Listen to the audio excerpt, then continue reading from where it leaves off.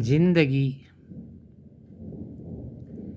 मानिसको जीवन एउटा सुन्दर फूल हो।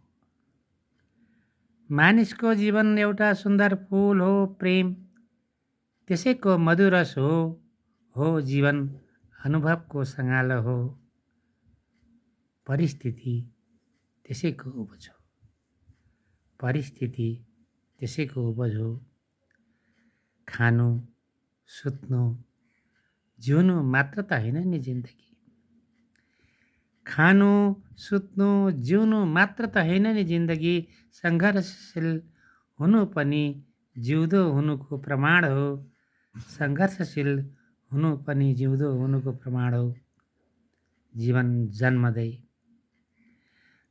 जन्मदै कठिन मार्ग भएर जन्मिन्छ।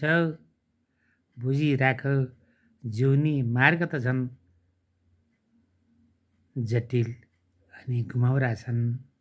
जिउने मार्ग त झन् जटिल अनि घुमाउरा छन्।